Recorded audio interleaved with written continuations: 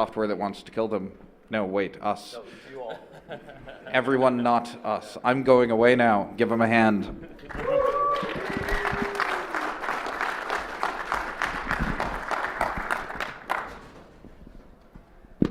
First of all, ladies and gentlemen, thank you for not fleeing to the airports and getting on all your flights. Oops. And you all have choices, right? We all have choices. And speaking of choices, thank you for also skipping the extremely exciting PCI panel going on next door. We were going to go. In fact, I'm just introducing the talk. I'm going to that one. Yeah, exactly, the panel. All right, I'm Mike Poor, a Packet Ninja, large red Packet Ninja. I'm Kevin Johnson, Web Pen Test Samurai, not so large and red. And Justin Searle, Smart Grid Sensei. Mr. Miyagi of the Power Grid. Yeah, power on, power off. Yeah. Fun. So the typical attack focus when you look at risk management, it commonly focuses on OS, application vulnerabilities, network and infrastructure vulnerabilities, and most of the infrastructure and policy defenses are designed to deal with this, as we all know. Not that isn't important. Of course, we're not going to deal with these vulnerabilities. Over the last 6 years or so, we've had this major paradigm shift in... Exactly. Bingo is what you're supposed to say. In the focus against client-side attacks, going after our browsers, email clients, apt, not necessarily the pack manager anymore, as we all know. Debian is evil. Yeah, Debian is evil. And by the way, we're releasing the next version of Samurai WTF on Debian. Nice. No, nice. we're not. Not going to happen. Which is all fun. But today we're not going to be talking about vulnerabilities, well, pretty much at all. Yeah. So I'm not going to do my Steve Ballmer impersonation, but features, right? Yeah. If you've ever thought of smoking crack, you might be a developer. All sorts of fun stuff. All of the client-side apps, the web-based apps, and every other app are wanting to include more and more functionality, more features. Well, I shouldn't say functionality because that implies that somebody might actually want to use them. I do. Yeah. I got a query last week from a potential client who is a financial institution who wants to add social media applications to their electronic banking application. I want to chat with your savings account. What savings account? Exactly.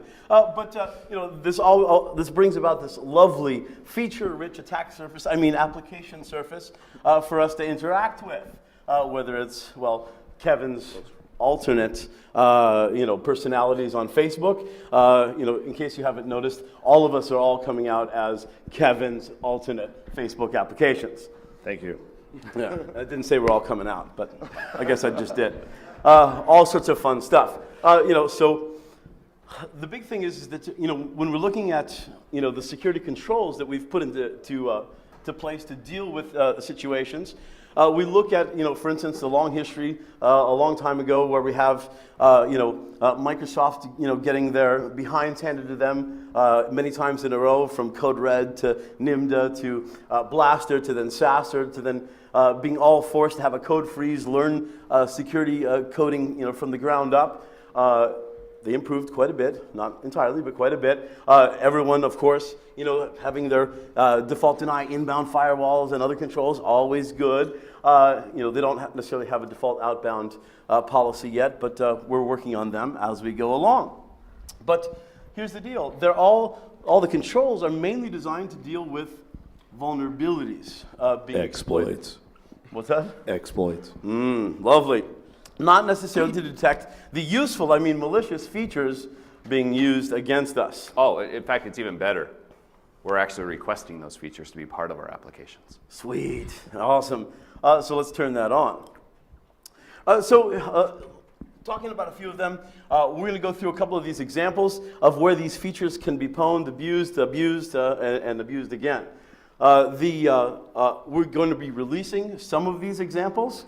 Some of these examples are already going to be released immediately after the talk for you to go out and download and start experimenting. Some of the things that we're going to be talking about today will have to wait till the vendors actually get their stuff together, or Monday, whichever one comes first. Are there any Adobe Flash developers, managers, or otherwise in the crowd? Okay, then is Jennifer Granick in the crowd? All right, fun. So Flash, let's make our web pages pop, zing, zang, zoom, move around, do all these wonderful things.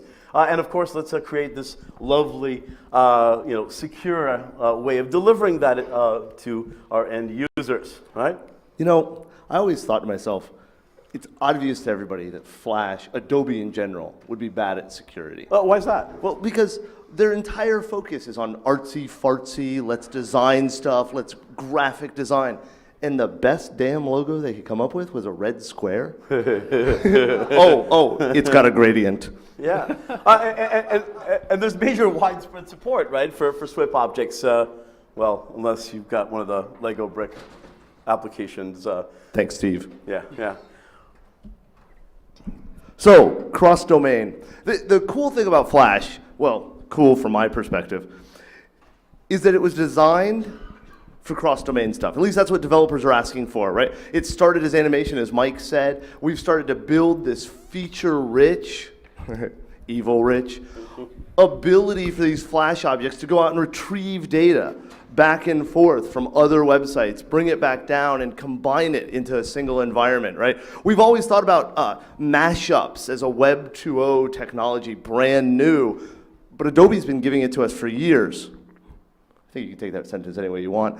So we've got this ability to pull this content down, and then in the brilliant crack-smoking reality they live in, they decided that JavaScript's same origin policy didn't make sense.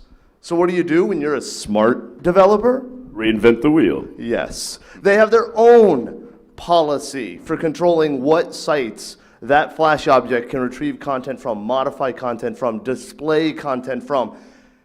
And that's where we bring up cross-domain, right? The funny thing That's to me Anton trying to get in. He didn't even want to go to the panel? Oh, PCI. By default, it behaves the same way as the same origin policy. So why reinvent something if you're going to do it the same way? Well, except wanting. Because square wheels are better. Square wheels are better, especially on that snowy hill outside. Who else votes for them adding a chairlift to the hill coming into the ward mid? Right? And just for all of you that were actually sliding down the hill on your belly head first into the corner, yeah, That's awesome. They might want to straighten that out too. They might, yeah. Even when there isn't snow, that hill sucks. Unless you walk up backwards. The image of Justin walking up a hill backwards.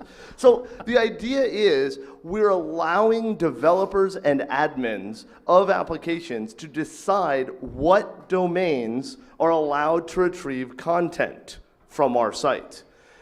Like I said, it's the same origin. The big difference is the server that's hosting the content can control who is able to bring that stuff down. They use a cross-domain.xml file, which is most likely in the web root, but can actually be controlled by the developers and admins as to where they want to grab it from. Now this file, it's very simple, right? The thing that most people miss is it's not what sites is my Swift file allowed to pull content from. It's what domains are allowed to host Swift files that can pull content from me. So I'm hosting my content, Mr. Bank site. Thank you very much. And I'm allowing Swift files to pull this content. Now, what's really great from an attacker perspective is that it allows wild cards. We can have something like Splat. When cards go wild. Ooh, that's a video series. I saw it on the Hotel TV last night. We can have splat.inguardians.com, and that means www.inguardians.com, inguardians.com, justin.inguardians.com, whatever is allowed to pull content, is allowing all of those sites to pull content from that server, right? Now, this is a concern that's been brought up before, right? We've been talking about this for, well, years. It's gotten really popular in the last few months, which I laughed because we were working on some of this stuff then. It was like, damn it, Not new. ShmooCon is just too far away, right? Now, when this came out and all the blog postings were being put up there and everything else, Adobe came out and actually said, this is okay, we know about this, we accept this security risk. Not only do we accept it, we warn developers of it. They've got a little blurb, as a matter of fact, it was quoted on the previous slide, enabling a cross-domain.xml file may expose your site to attack, right? But in my opinion, just saying, hey, don't do stupid shit, hasn't stopped the human race from doing stupid stuff for years. Case in point. Right? Yeah? My parents. Just because it is configurable doesn't mean people will configure it. And the sad part is the ones that do configure it, well, we'll get to that, right? Now, the Adobe website actually hosts all kinds of documentation and tutorials. Hey, do you want to write a Flash application? Do you want to do something securely? Come talk to us, read our stuff. And that documentation, just in a simple read of some of it, as I was learning how to build Flash objects, as Mike and Justin were learning how to do this, we were reading these things, we're finding cross-site scripting, cross-site request forgery. And the most common vulnerability we found in these tutorials are SQL injection. In the tutorials that are teaching you how to develop these things securely. From the Adobe website. Now, we don't assume that Adobe has written all of these tutorials, right? We don't want to stand up here and Well, say... because that would be quality. Right. Total quality. Yeah, it would be better. But is Craig Simmons in the room? Craig? Just checking. All right. Good. This is one of the examples that we got, right? This was written, supposedly, because we believe everything on the web, Adobe Developer Connection, Craig Simmons, who is the senior Lead. And? quality engineer. He wrote a tutorial called Using ActionScript 3 to retrieve MySQL data using server-side ASP scripts. MySQL data? MySQL data. Yeah. Well, it is now. Yeah. Oops.